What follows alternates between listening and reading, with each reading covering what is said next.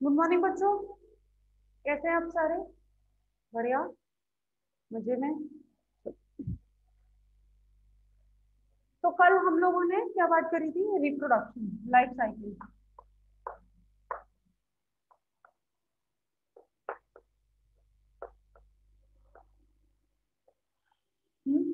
Types of life cycle की कल हम लोगों ने बात करी थी। टाइप्स ऑफ लाइफ साइकिल में डिप्लॉन्टिक और हैप्लॉन्टिक लाइफ साइकिल की हम कल बात कर चुके थे। आज हम बात करेंगे डिप्लो हैप्लॉन्टिक।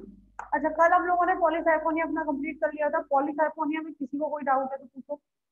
कल हम लोगों ने पॉलीसाइफोनिया कंप्लीट कर लिया। तो जिन बच्चों ने, वैसे तो मुझे पता नहीं कितने बच्चों ने पढ़ा है, पर घर पर अपनी बुक्स से जिन बच्चों ने पढ़ा है, अगर उन बच्चों को किसी को कोई डाउट है तो लेट मी पूछ लो, और नहीं है तो प्लीज नो भी लिख के भेज देना ताकि मैं आगे बढ़ सकूँ।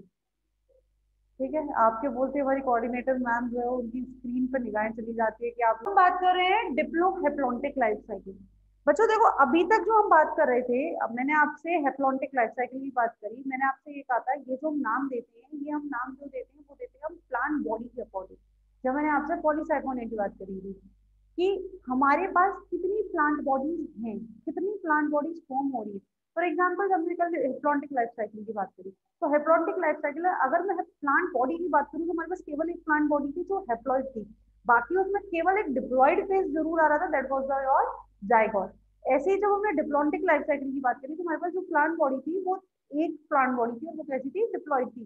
बाकी जो हमारे बन रहे थे दैट वाज, उसमें जो एक हैप्लॉइड फेज बन रहा था वो गेमीट्स का था। लेकिन प्लांट बॉडी हमारे पास सिर्फ एक थी, वो कैसी थी? हमारी डिप्लॉइड थी। अब डिप्लोहेप्लॉन्टिक हम बात कर रहे हैं, तो डिप्लोहेप्लॉन्टिक का मतलब क्या है? हमारे पास यहाँ दो प्लांट बॉडी है, एक तो है हमारी डिप्लॉइड प्लांट बॉडी और एक है हमारी हैप्लॉइड प्लांट बॉडी। ठीक है, ये दो टाइप की होती है, यानी कि आइसोमॉर्फिक और हेट्रोमॉर्फिक। दोनों में अंतर कुछ नहीं है। आइसोमॉर्फिक और हेट्रोमॉर्फिक दोनों में क्या अंतर है? आइसोमॉर्फिक और हेट्रोमॉर्फिक दोनों में क्या अंतर है? आइसोमॉर्फिक वो है जिसमें मेल गेमिटेंजिया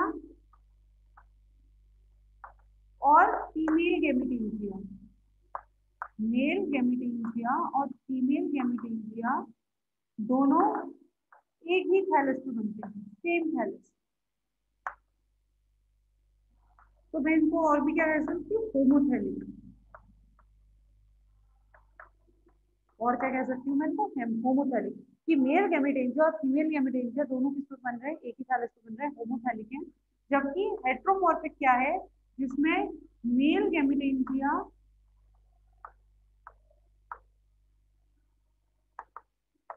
मेल गेमेटोफाइट पर बनता है,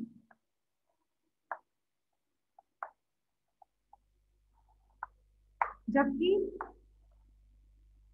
फीमेल गेमिटेंजिया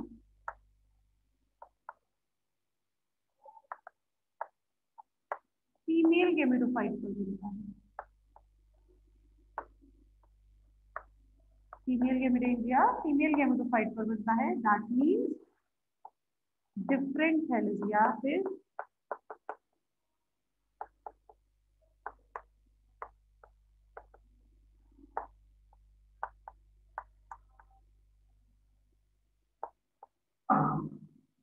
कैसे? हेट्रोथैलिक। आइसोमॉर्फिक जब मेल गैमेटेंजिया और फीमेल गैमेटेंजिया दोनों ही एक थैलेस पर बनते हैं, दैट मींस होमोथैलिक। और जब मेल गैमेटेंजिया और फीमेल गैमेटेंजिया दोनों किस पर बने? अलग अलग पर। मेल गैमेटेंजिया मेल गैमेटोफाइट पर और फीमेल गैमेटेंजिया फीमेल गैमेटोफाइट पर बनता है, यानी कि स्पीशीज कैसी है? हेट्रोथैलिक है। तो आइसोमॉर्फिक और हेट्रोमॉर्फिक इस बेसिस पर कहा गया है। तो मैं एक का भी बनाऊंगी तो आपको दूसरा अपने आप समझ में आ जाएगा।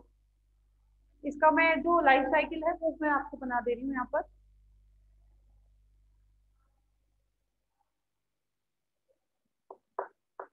आइसोमॉर्फिक में बात करती हूँ। तो जो शुरू होती है इसकी जो लाइफ साइकिल, आइसोमॉर्फिक जो लाइफ साइकिल है, ये जो शुरू होती है ये होती है किससे? गेमेटोफाइट से। ठीक है, किससे शुरू होगी ये? गेमेटोफाइट से।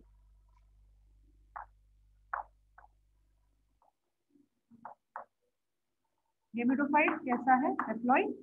ठीक है, गेमेटोफाइट पर लगेंगे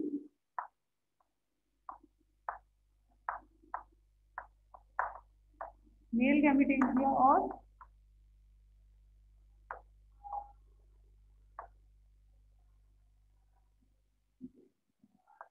गैमेटेंजिया, मेल गैमेटेंजिया और female gametangia which is also haploid. इसमें बनेगा मेल गैमी और female gamete which is also haploid। दोनों में होगा फर्टिलाइजेशन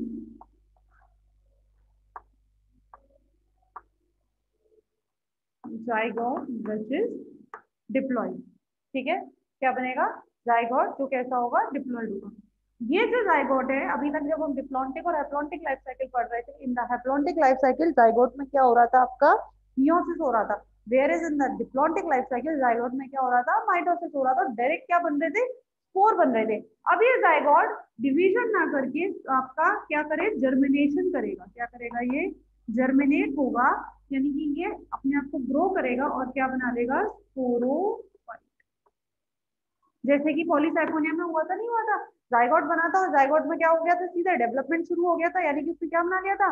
कार्पोस्पोरोफाइट बना लिया था। ठीक है, तो सेम इसमें भी होगा कि जाइगोट ने डेवलपमेंट शुरू करेगा और जाइगोट क्या बना लेगा? आपका स्पोरोफाइट बना लेगा। अब इस स्पोरोफाइट में क्या होगा बच्चों? डिवीजन होगा। और डिवीजन कैसा होगा? डिवीजन कैसा होगा? हैप्लॉइड होगा कि नहीं होगा? यानी कि मियोसिस होगा। कैसा होगा इसमें? मियोसिस। मियोटिक डिवीजन हुआ और इसमें क्या बन जाए?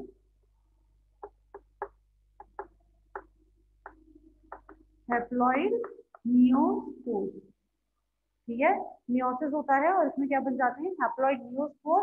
और ये हैप्लॉइड नियोस्पोर क्या करते हैं? ये हैप्लॉइड नियोस्पोर क्या करते हैं बच्चों? जर्मिनेट। और जर्मिनेट होकर क्या बनाते हैं? ये गेमेटोफाइट। ठीक है, ये हैप्लॉइड नियोस्पोर क्या बनाते हैं? जर्मिनेट होकर गेमेटोफाइट। तो ये होती है आपकी डिप्लोहेप्लॉन्टिक लाइफ साइकिल। आप देख सकते हैं एक प्लांट बॉडी कैसी है, इसमें डिप्लॉइड है, जबकि दूसरी प्लांट बॉडी कैसी है? हैप्लॉइड है ना। ठीक है, तो ये होती है डिप्लोहेप्लॉन्टिक लाइफ साइकिल। क्लियर? चलो बढ़े आगे। ये आइसोमॉर्फिक टाइप का है।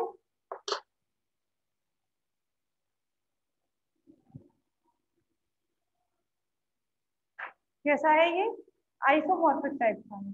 अगर इसी को मैं क्या बोलूं? हेट्रोमॉर्फिक टाइप का बोलूं, तो यहाँ जो गेमेटोफाइट है वो क्या हो जाएगा? Mail gametophyte.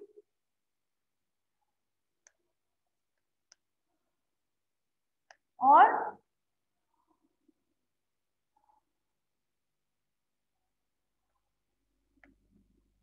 Female gametophyte. ये इस तरह से हो जाएगा। मेल गेमेटोफाइट और फीमेल गेमेटोफाइट यहाँ पर अलग हो जाएंगे। अगर मेल गेमेटोफाइट है तो इससे बनाएंगे हम क्या? मेल गेमेटेंजिया। फीमेल गेमेटोफाइट है तो इससे बनाएंगे हम फीमेल गेमेटेंजिया। फिर पूरा प्रोसेस इसी तरह से। क्लियर है ना? ठीक है, चलिए अब आगे बढ़े।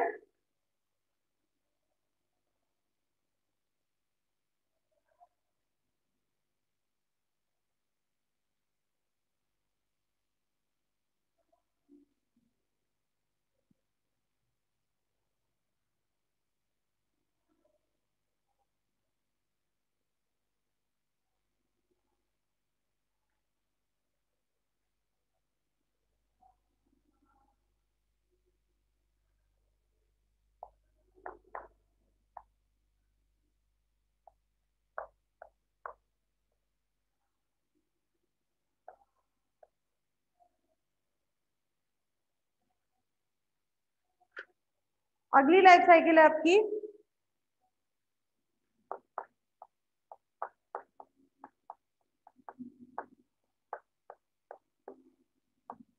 हैप्लोबायोन्टिक।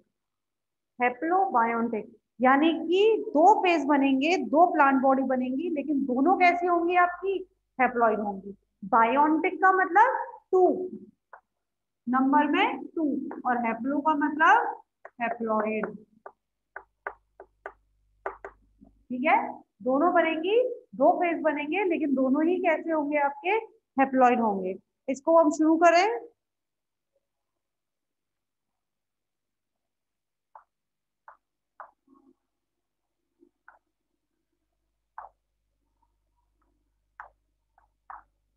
मेल गैमेटोफाइट,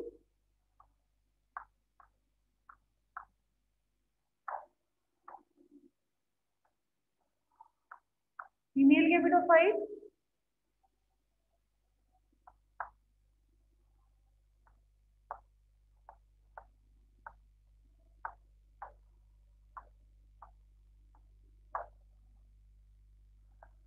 मेल गैमीट और फीमेल गैमीट। ठीक है,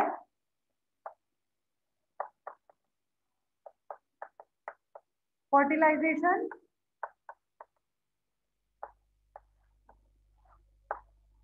जाइगोट, तो कैसा है, 2 ठीक है, मेल गैमेटोफाइट में बने मेल गैमीट, फीमेल गैमेटोफाइट में बन गए female gamete, fertilisation, zygote.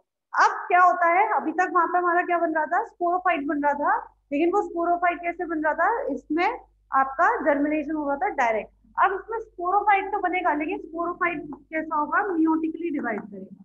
Sporophyte कैसा है, ये मतलब जाइगोट से पहले मियोसिस होगा, मियोसिस होने के बाद इसमें बनेगा स्पोरोफाइट। कौन सा,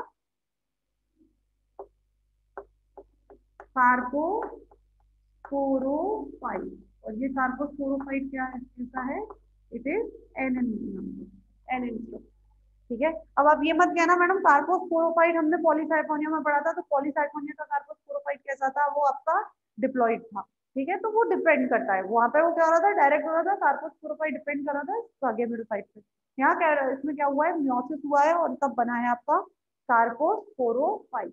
अब इस कार्पोस्पोरो को मैं नीचे ले चुका, ये जुलाई में है।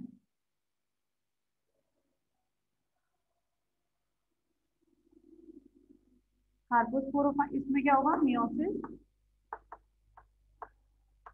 ठीक है, मियोसिस होने के बाद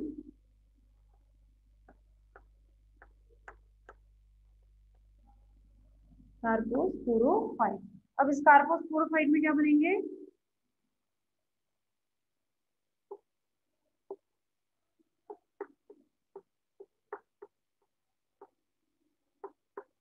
कार्पोस्पोर। कार्पोस्पोरोफाइट कैसा है, it is also N in number. Carposporophyte में क्या बने, carpospore that is also N in number. और कार्पोस्पोर में जर्मिनेशन होता है, और जर्मिनेट होकर कार्पोस्पोर जर्मिनेट करते हैं, और जर्मिनेट कर करके बनाते हैं कैंट्रेजिया स्टेज। अलग स्टेज है।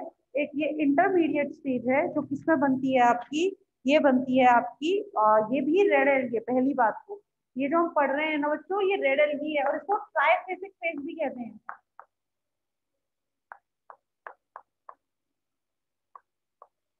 ट्राइफेसिक फेज, ये जो दोनों चल रहे हैं, हेप्लोबायोन्टिक, और अभी हमने इसके बाद हमने जो आपका पॉलीसाइफोनिया में पढ़ा था, क्या था, हेप्लो डिप्लोबायोन्टिक पढ़ा था ना।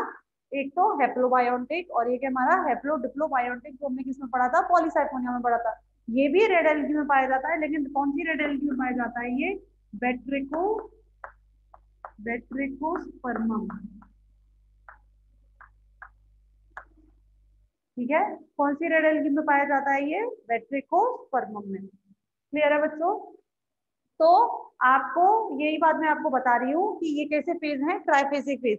ट्राइफेसिक फेज क्यों बोलते हैं, ट्राइफेसिक फेज इसलिए बोल रहे हैं क्योंकि इसमें हमें 3 फेज मिल रहे हैं, गैमेटोफाइट का फेज, स्पोरोफाइट का फेज, और एक ये इसमें हो गया कैंट्रेशियस फेज। उसमें कौन सा था, गैमेटोफाइट का फेज, कार्पोस्पोरोफाइट का फेज और टेट्रास्पोरोफाइट का फेज। तो उसके अंदर भी 3 फेज थे, ऐसे ही इसके अंदर भी 3 फेज है, गैमेटोफाइट का फेज, कार्पोस्पोरोफाइट का फेज और कैंट्रेशिया स्टेज का फेज। ठीक है, तो कार्पोस्पोर जर्मिनेट करते हैं थोड़ा सा कैंट्रेजिया स्टेज, और फिर उसके बाद ये जो कैंट्रेजिया स्टेज है, यही किसमें बनती है आपकी, गैमेटोफाइट। यही कैंट्रेजिया स्टेज किसमें बदल जाती है आपकी, गैमेटोफाइट में जर्मिनेट होकर। ठीक है, बेसिकली मैं इसको बोल सकती हूँ, ये क्या है, आपके इंटरमीडिएट स्टेज है। ये क्या है, आपकी इंटरमीडिएट स्टेज है। यानी कि during the development when the carpospore is developed into the gametophyte, then in between this phase a stage is coming up which is called as the cantilever stage. जब कार्पोस pose किसमें gametophyte में change होते हैं तो बीच में एक stage आती है जिसको हम कहते हैं cantilever stage. And cantilever stage is a intermediate stage. ठीक है, क्लियर है बच्चों? चलिए, तो यहाँ हो गया. अब इसके बाद जो आपका हेप्लोडिप्लोबायोटिक है वो तो करवाने की जरूरत नहीं है पॉलीसाइफोनिया में. हाँ, क्यों बच्चों? हेप्लोडिप्लोबायोटिक तो करवाने की जरूरत नहीं है, तो ये आपका क्लियर हो गया है. ठीक है, चलिए.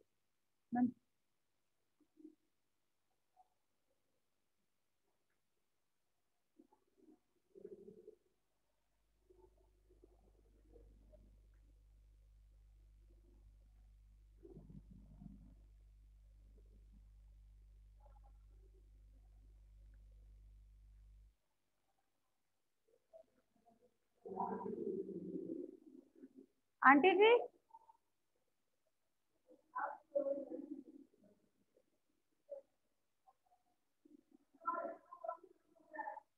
ये जिसमें साफ करवा.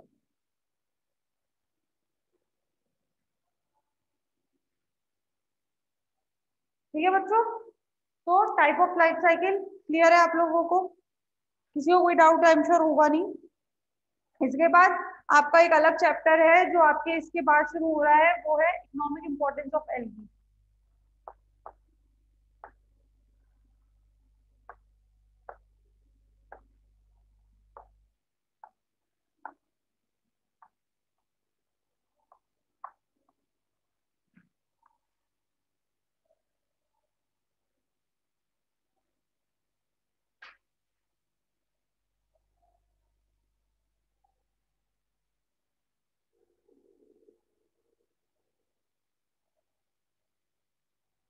ठीक है, अगला है आपका chapter economic importance of algae. तो इकोनॉमिक इंपॉर्टेंस ऑफ एल्गी में आपके दो इफेक्ट्स हैं इसके, बेनिफिशियल और हार्मफुल. लेकिन क्योंकि हम क्या पढ़ रहे हैं, वैसे मैं आपको बता दूं दोनों ही होती है एल्गी आपकी इकोनॉमिक इंपॉर्टेंस में. मैं आपको बता दूं हार्मफुल एल्गी में एक आपकी होती है red rust algae. Red rust algae क्या करती है, ये जो अपनी टी है, जो अपनी ये चाय होती है, कॉफी होती है, इसमें ये इसके लिए एज अ पैरासाइट ये काम करती है. ठीक है, ये एज अ पैरासाइट काम करती हैं और उनको क्या कर देती हैं, उनको नुकसान पहुंचाती है. ठीक है, तो वो किसमें होता है, हार्मफुल इफेक्ट्स में. पर हम ये किसकी बात कर रहे हैं, आपसे इकोनॉमिक इंपॉर्टेंस की बात कर रहे हैं, तो यहाँ पर केवल और केवल हम किसकी बात करेंगे, जो लाभदायक है. अच्छा, तो एक बात है बच्चों इसमें कि इकोनॉमिक इंपॉर्टेंस ऑफ एल्गी जो है, मैंने आपको पहले बताया था पूरा याद करने का है. ठीक है, तो इसके लिए आपको नोट्स तो मिल ही जाएंगे इकोनॉमिक इंपॉर्टेंस ऑफ एल्गी में. तो कुछ बेनिफिशियल इफेक्ट्स हैं इसके, उनके बारे में मैं आपको बता देती हूँ. जैसे पहला, एज फूड. हम नॉर्मल बात कर लेते हैं, एक थ्योरी के रूप में बात कर लेते हैं. एज फूड यानी कि खाने के रूप में, खाने के रूप में एल्गी का इस्तेमाल किया जाता है. जैसे फॉर एग्जांपल जिलिडियम और ग्रेसिलेरिया. जिलिडियम और ग्रेसिलेरिया क्या है, एक रेड एल्गी है. क्लोरेला, क्लोरेला सबसे इंपॉर्टेंट, मैं इसकी बात करती हूँ, ये क्या है, ग्रीन एल्गी है. मैं आपको एक बात बता दूं बच्चों, हमारे जो साइंटिस्ट जो स्पेस में जाते हैं, तो वहां पर वो लोग कुछ ऐसा ही खाते हैं जिनसे क्या रहे, वो मेटाबॉलिकली एक्टिव रहे और वेस्ट प्रोडक्ट ज्यादा ना बने. ठीक है, ऐसी चीजों की उनको जरूरत पड़ती है जब वो स्पेस में जाते हैं. तो इसलिए वो लोग क्या खाते हैं, कुछ कैप्सूल्स के खाते हैं. वो कैप्सूल से क्लोरेला एल्गी के बने होते हैं, जैसे क्लोरेला एल्गी है तो इसके कैप्सूल बने हुए हैं, तो वो लोग इसे खा लेते हैं क्लोरेला एल्गी को. ठीक है, क्लोरेला एल्गी से बने हुए कैप्सूल है. स्पाइरुलिना, स्पाइरुलिना के कैप्सूल बहुत आते हैं. स्पाइरुलिना भी क्या है, एक एल्गी है. ठीक है, स्पाइरल एल्गी, स्पाइरल शेप में प्रेजेंट होता है ये स्पाइरुलिना. और स्पाइरुलिना को खाया जाता है क्योंकि ये बहुत प्रोटीनिशियस होता है. तो स्पाइरुलिना एक एल्गी है, इसे खाया जाता है. कई कई सारे एल्गी हैं और खाया जाता है, जैसे कि मैंने बताया क्लोरेला, क्लोरेला को स्पिनच के साथ, पालक के साथ मिलाकर भी बहुत दिया जाता है, क्योंकि क्लोरेला भी क्या है, एक ग्रीन एल्गी है. ठीक है, तो इसे पालक के साथ. तो कई सारी एल्गी होती हैं ऐसे. आपका स्पाइरोगायरा, ठीक है, स्पाइरोगायरा और इडोगोनियम, कौन सा,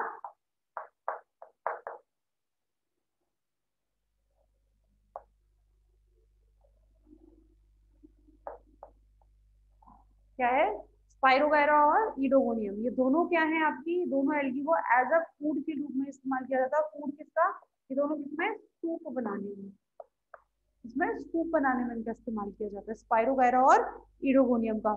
इसके अलावा लेमिनेरिया, लेमिनेरिया, लेमिनेरिया का इस्तेमाल किया जाता है एज अ फूड, किसमें, जापान में यूज किया जाता है इसका, और खासकर किसमें, सैलेड में, जापान में इसका इस्तेमाल किया जाता है as a form, in the form of salad, salad बनाया जाता है इससे। ठीक है, तो कई सारी ऐसी एल्गीज हैं जिनको खाया जाता है, जैसे कि ब्लू ग्रीन एल्गी है, बीजी है, बीजी है ब्लू ग्रीन एल्गी, इसमें nostoc, nostoc blue green algae, nostoc blue green algae हम पढ़ चुके हैं इसके बारे में। तो ये किसमें, चाइना में, किसमें इस्तेमाल किया जाता है, चाइना में। ठीक है, तो कुछ आप ये मत कहना मैडम इसको तो नहीं पढ़ेंगे, चाइना आ गया इसमें, है ना, ऐसा नहीं है। तो बस आपको समझाया गया, पढ़ना ना पढ़ना आपकी अपनी मर्जी। तो कहने का मतलब ये है, कई सारी ऐसी एल्गीज हैं जो एज अ फूड मटेरियल इस्तेमाल होती हैं। अच्छा, मैं एक बात और बता दूं आपको बच्चों, जिलिडियम और ग्रेसिलेरिया हम बात कर रहे थे, जिलिडियम और ग्रेसिलेरिया क्या है, रेड एल्गी है।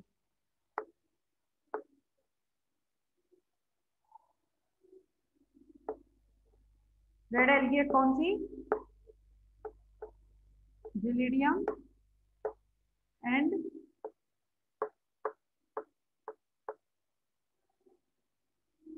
ग्रेसिलेरिया, जिलिडियम एंड ग्रेसिलेरिया, जो कि क्या है, ये दोनों रेड एल्गी हैं, और इन दोनों का इस्तेमाल किया जाता है क्या बनाने में, अगार अगार, क्या बनाया जाता है इनसे, अगार अगार। ठीक है बच्चों, जिलिडियम और ग्रेसिलेरिया से क्या मिलता है, अगार अगार। अगार अगार आपको पता होगा किसमें काम आता है, किसमें काम आता है अगार अगार, है ना। आपके जो कल्चर मीडिया होते हैं, जो हम कल्चर करते हैं, जो जितना भी हम कल्चर किया जाता है, तो इन कल्चर मीडियाओं में as a solid material, culture मीडियाओं में एज अ सॉलिड मटेरियल, उस कल्चर को सॉलिड करने के लिए, ठीक है, सॉलिड सेमी सॉलिड करने के लिए, उसको सब्सटेंस प्रोवाइड करने के लिए अगार अगार इस्तेमाल किया जाता है। And is a very useful, ठीक है, बहुत यूजफुल होता है अगार अगार, सबसे ज्यादा इस्तेमाल होता है इसके बाद। ठीक है, इसके अलावा और कौन कौन सी हैं आपकी, कॉन्ड्रस एंड क्रिस्पस, कॉन्ड्रस क्रिस्पस, इसको इस्तेमाल किया जाता है, ठीक है, आइसक्रीम में। ठीक है, इसको एरिश मॉस भी कहा जाता है, कॉन्ड्रस क्रिस्पस, इसको एरिश मॉस भी कहा जाता है। ठीक है, क्या कहा जाता है इसको, एरिश मॉस, और इसका इस्तेमाल किसमें किया जाता है, आइसक्रीम बनाने में। ठीक है, इसका इस्तेमाल किसमें किया जाता है बच्चों, आइसक्रीम बनाने में। तो कहने का कुल मिलाकर मतलब ये है कि जो एल्गी है इसका एज अ फूड मटेरियल इसका बहुत यूज होता है। ठीक है, तो ये सारी चीजें मैं आपको लिखवा दी, जिलिडियम और ग्रेसिलेरिया जो कि रेड एल्गी अगार अगार बनाने इस्तेमाल होता है, नॉस्टॉक जो कि ब्लू ग्रीन एल्गी है, ये चाइना में एज अ फूड मटेरियल खाया जाता है, ईडोगोनियम और स्पाइरोगायरा, इन दोनों का इस्तेमाल किसमें किया जाता है, सूप बनाने में किया जाता है, लैमिनेरिया जो कि एक क्या है, फियोफाइसी की एल्गी है, ब्राउन एल्गी है, ये किसमें इस्तेमाल होता है, जापान में इस्तेमाल होता है, और इसका क्या इस्तेमाल होता है, एज अ सैलेड, किसके रूप में, सैलेड के रूप में। ठीक है, सैलेड के रूप में जो खाया जाता है। कॉन्ड्रस क्रिस्पस, इसको हमने क्या बोला, ये क्या है, एरिश मॉस इसको कहा जाता है, एल्गी है, इसको एरिश मॉस भी कहा जाता है, और ये किसमें इस्तेमाल किया जाता है, इसको आइसक्रीम बनाने में इसका इस्तेमाल किया जाता है। ठीक है, तो ये तो हो गया एज फूड।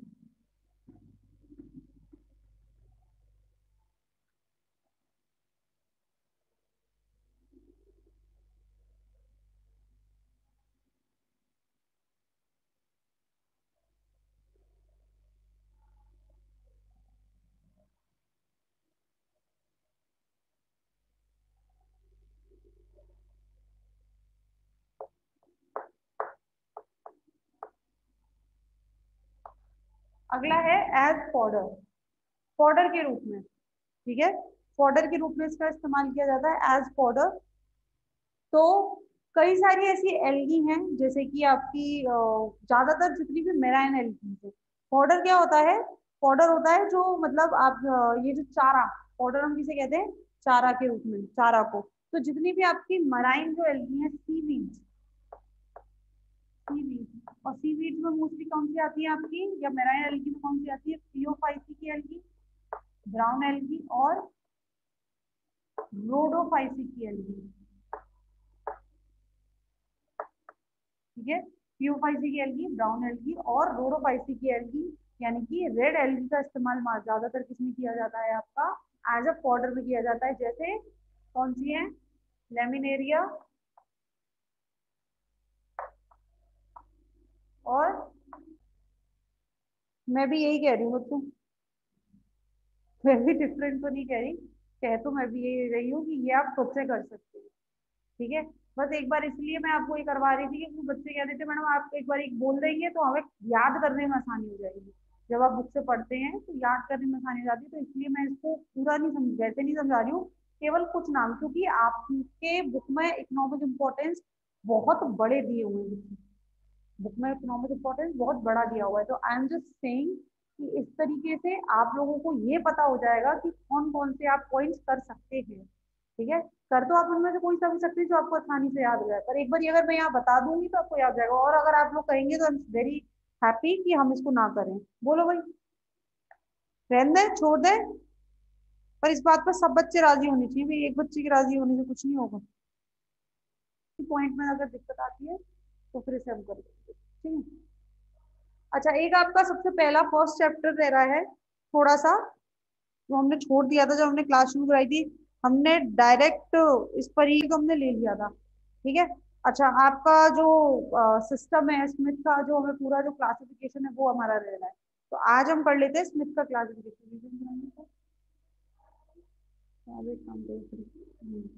और जो पहले रिजॉइन और कर लो क्लास, फिर हम आपका स्मिथ का क्लासिफिकेशन शुरू कर लेते हैं।